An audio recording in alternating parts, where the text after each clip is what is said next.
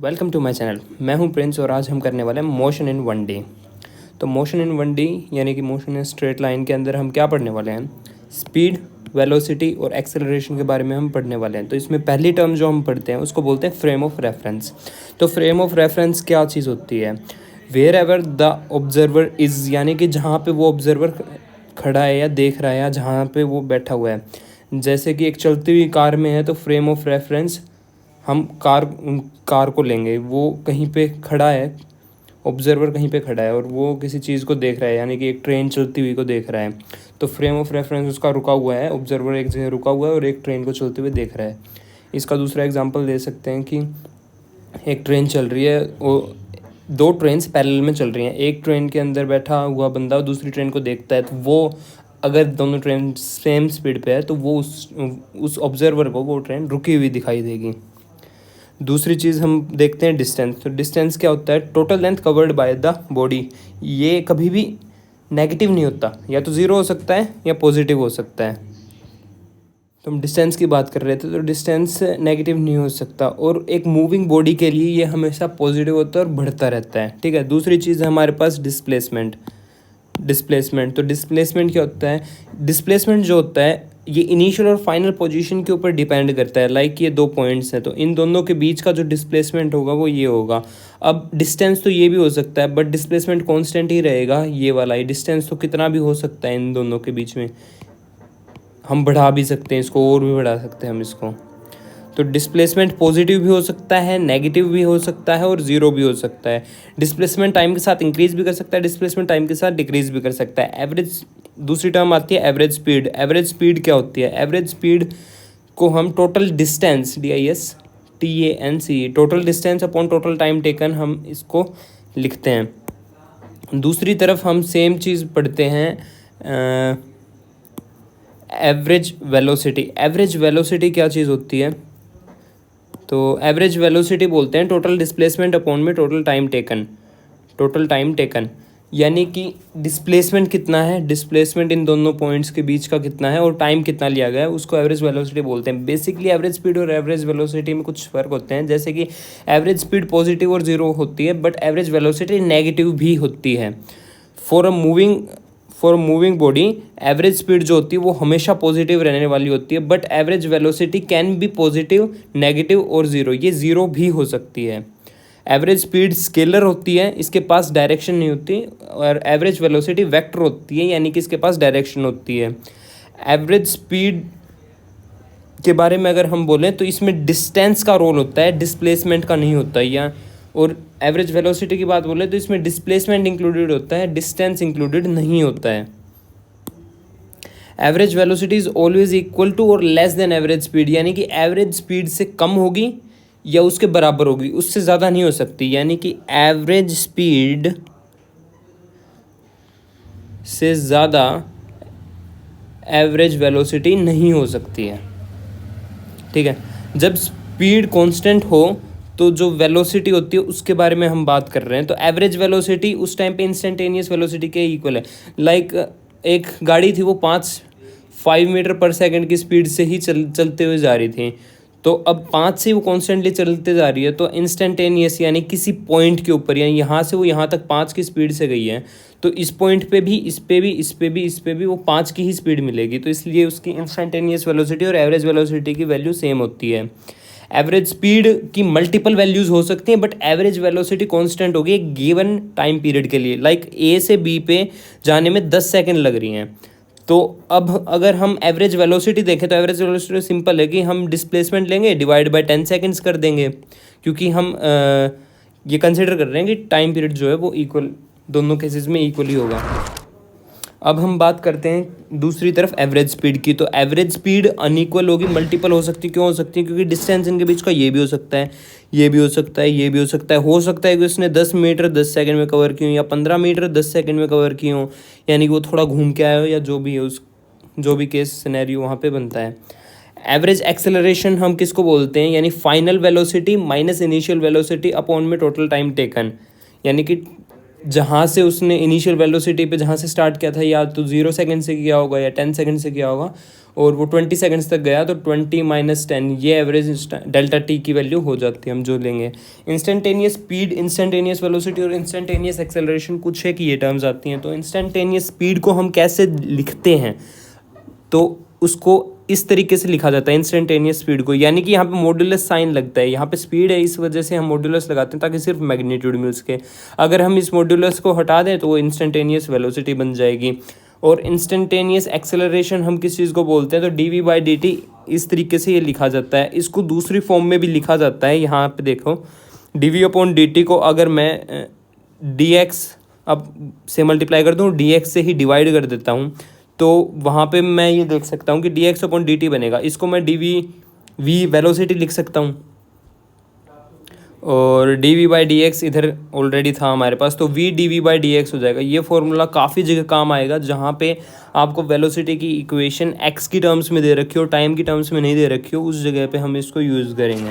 अब आगे एक्सेलरेशन की बात करते हैं। जैसे ये फॉर्मूला देखा था, acceleration is equals to dv/dt होता है, और अगर dv/dt है तो इसको हम dx/dt दो बार लिख सकते हैं, जिसको अगर देखें तो dx²/dt² हो जाता है। अब बेसिक तो यहाँ पे बेसिकली होता क्या है कि ये डिस्टेंस है, ये वेलोसिटी है और ये एक्सेलरेशन है। अब अगर x को हमें a में कन्वर्ट करना है तो हमें दो बार डिफरेंशिएशन करना पड़ता है। अगर एक्सेलरेशन को हमें वेलोसिटी में कन्वर्ट करना है तो हमें एक बार इंटीग्रेशन करना पड़ता है, और सेम यहाँ पे v से x पे जाने के लिए एक बार इंटीग्रेशन करना पड़ता है। अगर x से v पे जाना है तो एक बार डिफरेंशिएशन, दो बार डिफरेंशिएशन करेंगे तो एक्सेलरेशन हमारे पास आ जाता है, यानी v का एक बार डिफरेंशिएशन करते हैं तो एक्सेलरेशन आ जाता है। यही चीज़ सेम टू सेम ये चीज़ डबल डिफरेंशिएशन वाली यहाँ पे लिखी हुई है। अच्छा, कई बार क्वेश्चंस में ना एक लाइन आती है, particle is momentarily at rest. इसका मतलब क्या होता है? इसका मतलब यही है कि वो v=0 कहना चाहता है इनिशियली, ठीक है।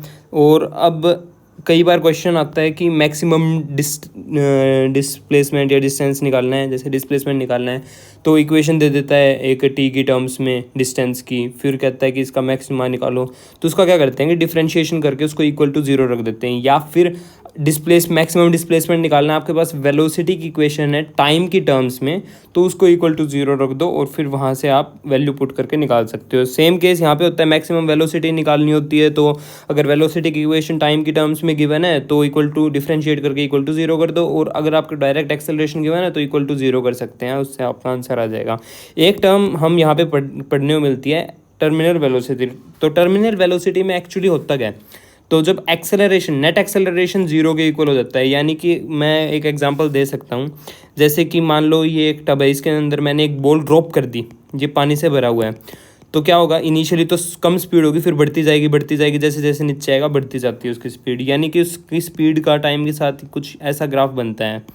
ये ग्राफ आगे आप फ्लूइड्स वाले चैप्टर में भी देखोगे, टर्मिनल वेलोसिटी का पूरा टॉपिक देखो। या फिर इसका दूसरा एग्जांपल टर्मिनल वेलोसिटी का क्या हो सकता है कि जैसे कोई फ्री फॉल हो रहा है, कोई ऑब्जेक्ट है वो ऊपर से ड्रॉप कर दिया और वो फ्री फॉल हो रहा है, नीचे गिर रहा है, तो क्या होगा, एक टाइम के लिए तो उसकी वेलोसिटी बढ़ेगी, फिर कुछ देर के बाद उसकी वेलोसिटी कांस्टेंट हो जाती है। अच्छा, कुछ एक ये इक्वेशंस हैं, ये बड़ी पॉपुलर इक्वेशन है और बच्चे को याद होती हैं, बट ये यूज़ किस टाइम पे करनी है, जब एक्सेलरेशन कांस्टेंट हो उसी टाइम पे ये इक्वेशंस यूज़ कर सकते हैं। अच्छा, अगली बात, अब कई बार आता है कि स्पीड इंक्रीज हो रही है, तो स्पीड इंक्रीज किस किस सिनेरियो में होती है, लाइक एक्सेलरेशन पॉजिटिव हो और वेलोसिटी पॉजिटिव हो, ऑब्वियसली तो स्पीड इंक्रीज होगी। लाइक एक ये 5 मीटर पर सेकंड की स्पीड से जा रही है और इसके पास 1 मीटर पर सेकंड स्क्वायर का एक्सेलरेशन है, तो इसकी वेलोसिटी इंक्रीज होती जाएगी। बट एक्सेलरेशन जब नेगेटिव हो, यानी कि बॉल है इसके ऊपर नेगेटिव डायरेक्शन के अंदर एक्सेलरेशन लग रहा है, तो भी स्पीड इंक्रीज हो सकती है। अगर मैं ये बोलूँ कि ये एक ग्राफ है और ये -x डायरेक्शन की तरफ बॉल जा रही है, ये जैसे ही -x डायरेक्शन की तरफ बॉल जा रही है, तो इसका अगर मैं यहाँ पे बोलता हूँ कि -1 मीटर पर सेकंड स्क्वायर का एक्सेलरेशन, नेगेटिव एक्सेलरेशन है, तो भी इसकी स्पीड तो इंक्रीज हो रही है ना, क्योंकि स्पीड मैग्नीट्यूड देखती है, डायरेक्शन नहीं देखती। सेम वे में अगर स्पीड डिक्रीज हो रही है तो एक्सेलरेशन पॉजिटिव हो, वेलोसिटी नेगेटिव, या एक्सेलरेशन नेगेटिव हो, वेलोसिटी पॉजिटिव हो, तो फिर उससे स्पीड घटेगी। Rate of change of speed बढ़ते हैं, या हम ये चीज़ देखते हैं, तो ये चीज़ क्या होती है, ये rate of change of speed है। और इसका क्या मतलब है, ये rate of change of velocity है। यहाँ पे मॉड्यूलस है, यहाँ पे मॉड्यूलस नहीं लगा रखा है, तो जो एक्सेलरेशन होता है, acceleration actually rate of change of velocity को हम एक्सेलरेशन बोलते हैं, इस चीज़ को एक्सेलरेशन नहीं बोलते, ये चीज़ एक्सेलरेशन होती है। अगला है मोशन अंडर ग्रेविटी, ग्रेविटी से रिलेटेड जो एक काफ़ी इंपॉर्टेंट पार्ट बनता है इस चैप्टर का। तो लाइक एक बॉल थी नीचे, उसको मैंने यू वेलोसिटी से ऊपर फेंका, मैक्सिमम पॉइंट पे जाके उसकी वेलोसिटी 0 हो जाती है। तो उसने जो हाइट अटेन की उसको मैं एच मैक्स बोलता हूँ, जिसका फॉर्मूला होता है u²/2g, और जो टाइम पीरियड होता है उसका 2u/g, यानी कि ऊपर जाके नीचे आने का टाइम पीरियड है ये। अगर इसको दूसरे टर्म्स में बोले टाइम पीरियड को, तो टाइम पीरियड हम ऐसे बोल सकते हैं कि टी अपवर्ड और टी डाउनवर्ड, वो आगे पढ़ेंगे। अब मैं क्या करता हूँ, ड्रॉप का सिनेरियो। मैंने ऊपर से बॉल छोड़ी, यानी कि इनिशियल वेलोसिटी 0 है, उसको ग्रेविटी नाम के एक एक्सेलरेशन ने नीचे की तरफ खींचा है। तो उस केस में इस लास्ट पॉइंट पे उसकी वेलोसिटी निकालने के लिए दी जाती है, तो उसका फॉर्मूला होता है √2gh। कहाँ से आया, ये थर्ड इक्वेशन से आता है। टाइम पीरियड है √2h/g, ये कहाँ से आता है, सेकंड इक्वेशन से आता है। अब इसको डिराइव करने का फ़ायदा नहीं है, ये डायरेक्ट याद रखोगे तो ही ज़्यादा बेटर है, क्योंकि क्वेश्चन में डिराइव करने जाओगे तो टाइम लग। इंपॉर्टेंट पॉइंट्स कुछ एक हैं जो इसमें क्वेश्चंस के बेस पे पूछे जाते हैं, और अगर हम जैसे पेपर अटैम्प्ट करने बैठे तो वहाँ पे बड़ा इजी हो जाता है अगर हमें ये सारी चीज़ें डायरेक्टली ही पता हो। तो पहला पॉइंट क्या है, एक बॉल है, मैंने उसको ऊपर की तरफ फेंका, तो वो टॉप मोस्ट पॉइंट पे गई, वहाँ पे उसकी वेलोसिटी 0 हुई, और फिर वो नीचे की तरफ आ गई। एक्चुअली ये पाथ यही कवर कर रही है, समझाने के लिए इसको मैंने ऐसे दिखाया है। वो बॉल जाती है, और मैंने यहाँ पे कुछ पॉइंट्स नोट कर रखे हैं, 1st, 2nd, 3rd, 4th, 5th, 6th, 7th, 8th, 9th, 10th। तो मैंने यहाँ पे मानना है कि टाइम पीरियड जो इसका है वो 10 सेकेंड्स ही गिवन है, ठीक है। तो फर्स्ट का मतलब फर्स्ट सेकंड कंप्लीट हुई, यहाँ पे सेकंड का मतलब सेकंड कंप्लीट हुई, यानी कि यहाँ पे 2 सेकंड होगी, यहाँ पे 3 सेकंड होगी, यहाँ पे 4 सेकंड होगी। ऐसा सिनेरियो यहाँ पे गिवन है। तो हम पहली नॉर्मल बात करते हैं जो हमने पहले पढ़ा, एच मैक्स का फॉर्मूला u²/2g, टाइम पीरियड का फॉर्मूला 2u/g। अब मैंने जैसा बताया था, टाइम पीरियड दो टाइप से हम देख सकते हैं यहाँ पे, एक टी अपवर्ड, एक T downward. T upward u/g, T downward u/g। अगर एक्सटर्नल फोर्स नहीं लग रहा होता है, कुछ अलग से कुछ एक्स्ट्रा हम नहीं कर रहे होते हैं, तो ऊपर जाने का और नीचे आने का समय बराबर ही रहता है, ठीक है। टाइम पीरियड जो होता है, टाइम पीरियड जैसे मैंने कहा था कि हमने 10 सेकंड का लेट किया है, तो अब इसमें क्या होगा कि जो डिस्टेंस कवर्ड होता है फर्स्ट सेकंड में, वो इक्वल होता है distance covered in 10th second. Second second में, यानी कि ये जो डिस्टेंस कवर किया है ये इक्वल होगा हमने जो 9th सेकंड के अंदर डिस्टेंस कवर किया है इसके। ये 9th सेकंड है, 8 सेकंड यहाँ पे कंप्लीट होगी, और 9th सेकंड ये स्टार्ट होती है, और 9th सेकंड यहाँ पे कंप्लीट होती है, तो इसको 9 सेकंड बोलते हैं हम। तो ये कुछ ऐसा होता है, फर्स्ट सेकंड का 10th के इक्वल है, सेकंड का 9th के इक्वल है, थर्ड का 8th के इक्वल है, फोर्थ का 7th के इक्वल है, फिफ्थ का 6th के इक्वल है, यानी कि ये कुछ इस वे में चल रहा है।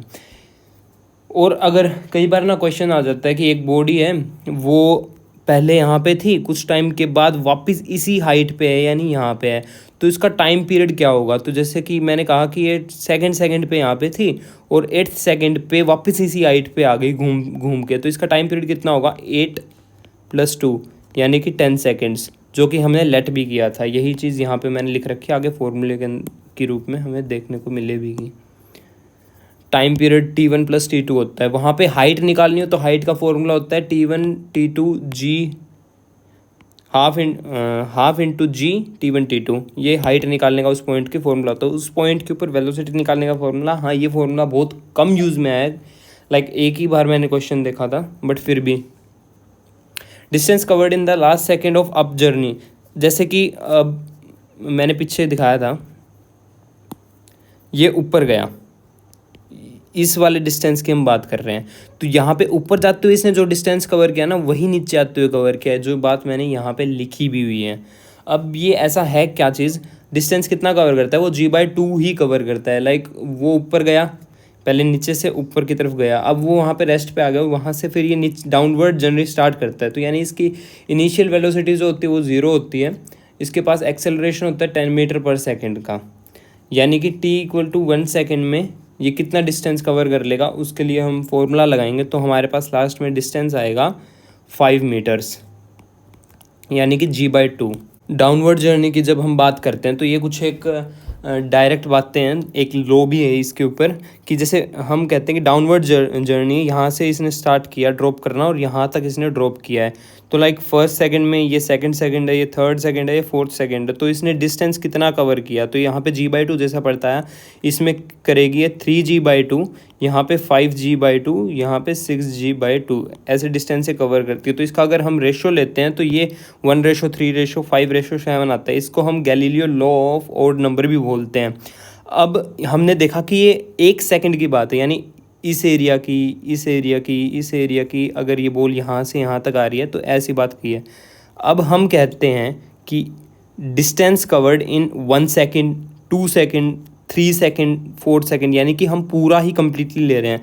तो वहाँ पे रेशियो कैसे आता है? पहली सेकंड में वो 5 मीटर कवर करता है, दूसरी सेकंड में वो 20 मीटर करता है, तीसरी सेकंड में 45 मीटर करता है। अब कोई किसी के मन में डाउट है कि ये कहाँ से आया, तो ये मैंने जस्ट 3 इक्वेशंस का यूज़ करके इसको निकाला है।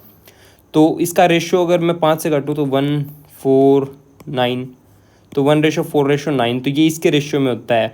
1 का स्क्वायर, रेशो 2 का स्क्वायर, रेशो 3 का स्क्वायर एंड सो। अगली बात आती है कि ये ऐसा हुआ कैसे। तो हमने जैसे सेकंड इक्वेशन में देखा था, जब इनिशियल वेलोसिटी u0 होती है तो s डायरेक्टली प्रोपोर्शनल हो जाता है t स्क्वायर के।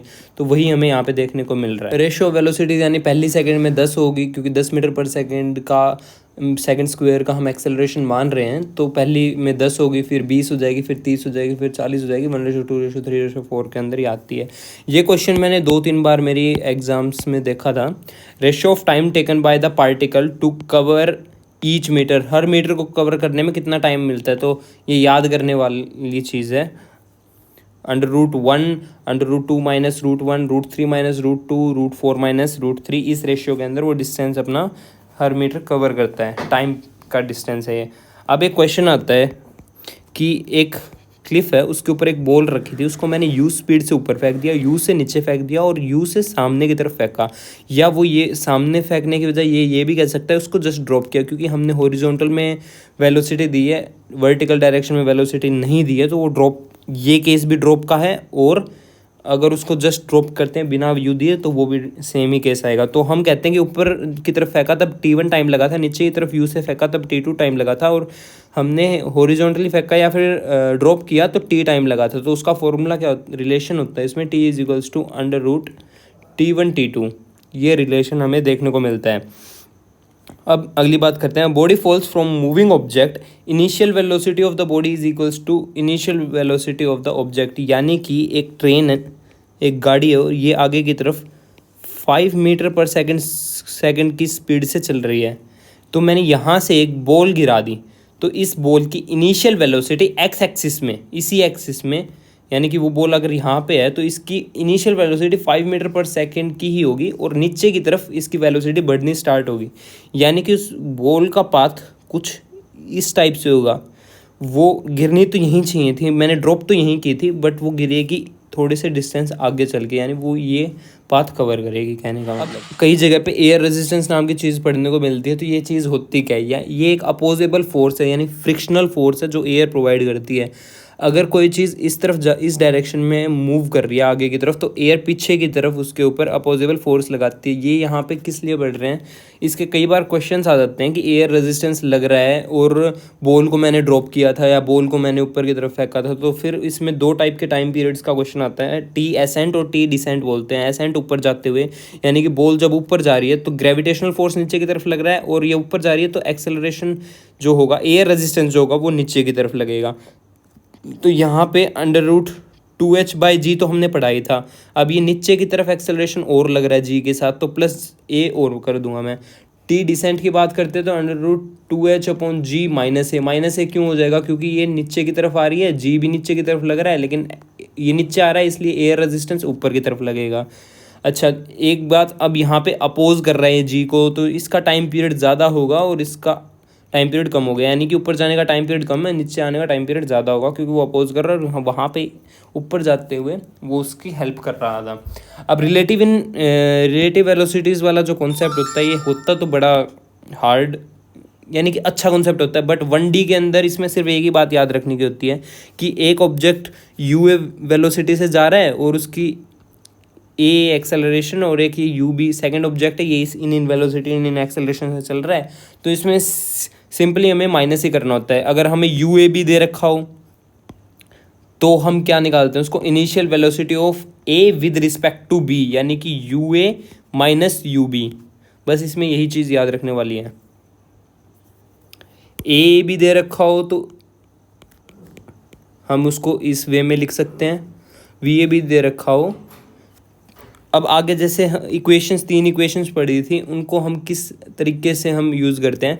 तो वेलोसिटी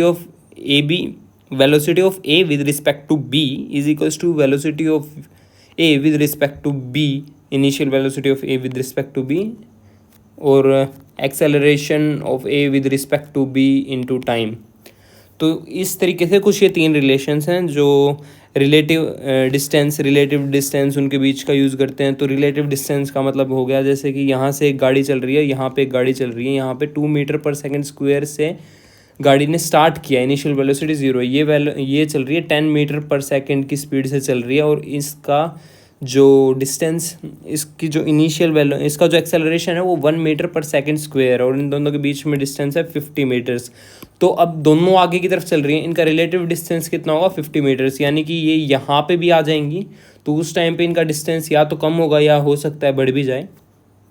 वो क्वेश्चन में क्या चीज़ें सिचुएशन दे रखी है उसके ऊपर डिपेंड करता है। अब बात करते हैं कुछ एक ग्राफ्स की। तो y वर्सेस x होता है, जैसा कि आप लोग जानते हैं y वर्सेस x ग्राफ होता है। तो इसका एक ग्राफ है, इसका स्लोप क्या होगा, इसका स्लोप हम ऐसे लिखते हैं dy/dx। स्लोप tan थीटा भी बोलते हैं स्लोप को, यानी कि ये tan थीटा के इक्वल होता है। वो इसलिए क्योंकि ये y, ये x, ये थीटा है, तो परपेंडिकुलर अपॉन में बेस, तो ये टेंजेंट थीटा हमारे पास आ जाता है। कुछ एक जगह पे जैसे ग्राफ है, कोई एक्सेलरेशन टाइम ग्राफ है, तो उसका स्लोप हमें जर्क देता है, da/dt जर्क देता है, dp/dt ये मोमेंटम है तो फोर्स देगा, ये पोटेंशियल एनर्जी है तो वो माइनस फोर्स के इक्वल होता है स्लोप को हम m से डिनोट करते हैं, ये tan थीटा के इक्वल होता है। और इसका नॉर्मली अगर कोई ग्राफ दे रखा हो, उसका स्लोप निकालना हो, तो हम y2 minus y1 divided by x2 minus x1 ऐसे करके हम निकाल सकते हैं। tan थीटा का जो ये थीटा होता है, ये क्या चीज़ होती है, ये पॉजिटिव x एक्सिस के साथ उस स्लोप ने कितना एंगल बना रखा है, उस चीज़ को हम थीटा बोलते हैं। अब स्लोप, इस चीज़ को हम पॉजिटिव स्लोप बोलते हैं। ये जो आया हुआ है ये नेगेटिव स्लोप है, इस टाइप की लाइन को। यहाँ पे स्लोप हमारे पास 0 है क्योंकि ये एकदम सीधी है, हॉरिजॉन्टल है। ये एकदम वर्टिकल है तो स्लोप यहाँ पे इन्फिनिटी है तो tan थीटा जैसा कि हम देख रहे हैं यहाँ पे 90 डिग्री है, तो tan theta 90 is equals to infinity. तो ये ऑलरेडी हम क्वेश्चन के थ्रू भी प्रूव कर सकते हैं कि ये है। यहाँ पे 0 है एंगल इसके साथ, इस लाइन के साथ, तो tan 0 इज इक्वल्स टू 0। आगे देखते हैं एरिया ऑफ द ग्राफ हमें क्या बताता है और कैसे क्या चीज़ होती है। तो ये ग्राफ है, इसके अंदर ये एरिया जो इसने कवर कर रखा है, इसको कैसे निकालते हैं, इंटीग्रेशन y.dx, इसको इस वे में निकाला जाता है एरिया को। और जैसे हम एग्जांपल लेते हैं कि वेलोसिटी टाइम ग्राफ है, तो इसका एरिया हमें क्या देगा, v इंटू टी होता क्या है, s is equals to v t use करते हैं ना, तो ये डिस्टेंस की फॉर्म में हमें बताएगा। इसका स्लोप हमें एक्सेलरेशन बताता है, इसका वेलोसिटी टाइम ग्राफ का एरिया हमें डिस्टेंस देता है। स्ट्रेट लाइन के ग्राफ कैसे होते हैं, y is equals to M X plus C क्या होता है, इंटरसेप्ट होता है जहाँ पे y एक्सिस को काटेगी, और m क्या होता है, m यहाँ पे स्लोप है हमारे पास। पैराबोला क्या चीज़, पैराबोला में हमें 2 चीज़ें दिखाई देती हैं।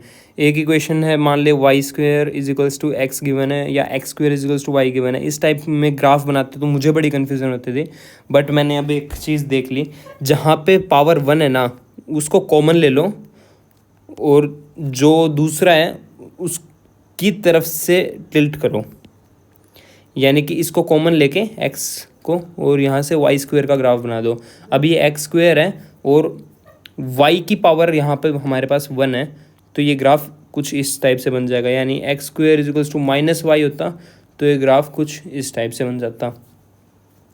इक्वेशन ऑफ प्रोजेक्टाइल की इक्वेशन ये होती है, ये हमें आगे ज़्यादा ज़रूरत पड़ेगी, यहाँ पे इतनी नहीं, बट फिर भी कुछ एक इंपॉर्टेंट ग्राफ्स, यानी उनसे हमें क्या पता चलता है, क्या चीज़ कैसे होती है। तो एक्स-टी ग्राफ की हम पहले बात करते हैं। तो एक्स-टी ग्राफ का जो स्लोप होता है ना, एक्स-टी ग्राफ का स्लोप यानी dx/dt, ये हमें वेलोसिटी देता है। इसका एरिया किसी काम का नहीं है हमारे, फिलहाल हमारे सब्जेक्ट के अंदर या हमारे सिलेबस के अंदर कह सकते हैं।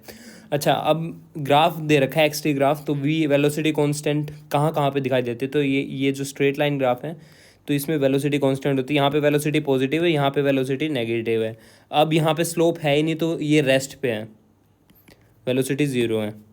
यूनिफॉर्म एक्सेलरेशन का अगर हम ग्राफ देखते हैं, अगर एक्स टी ग्राफ में यूनिफॉर्म एक्सेलरेशन देखें तो कैसे पता चलेगा? ये एक्स टी ग्राफ है,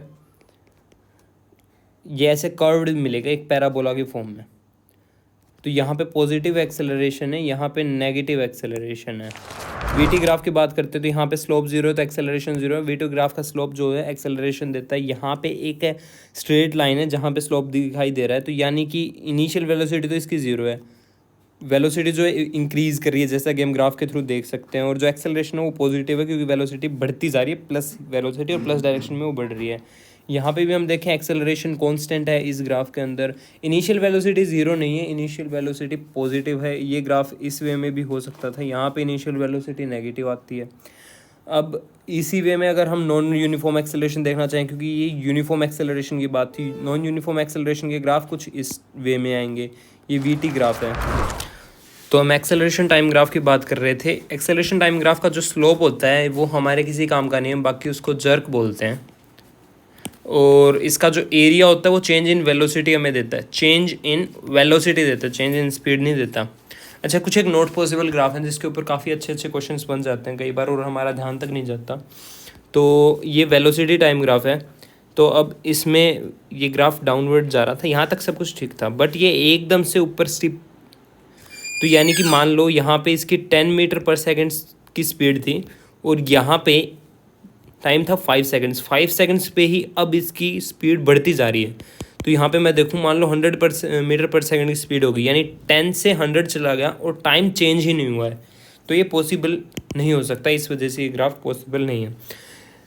अगर इधर बात करें कि यहाँ क्या हुआ है, तो ये डिस्टेंस टाइम ग्राफ है। इसके अंदर क्या हुआ, यहाँ तक ये जैसे जैसे ऊपर बढ़ रहा था ये सब कुछ ठीक था, बट जैसे ये नीचे आने लगा तो भाई सबसे पहली बात तो डिस्टेंस है तो नीचे नहीं आ सकता, ठीक है। तो उसके लिए हम मान लेते हैं एक बार के लिए कि ये डिस्टेंस नहीं है, ये डिस्प्लेसमेंट है और ये नीचे की तरफ आ रहा है, तो ये ग्राफ ठीक होगा। बट फिर भी ये एकदम से स्टीपर नीचे आ रहा है, तो एक ही टाइम पे कोई भी बंदा दो जगह पे तो नहीं हो सकता, अनलेस वो डॉक्टर स्ट्रेंज क्यों ना हो।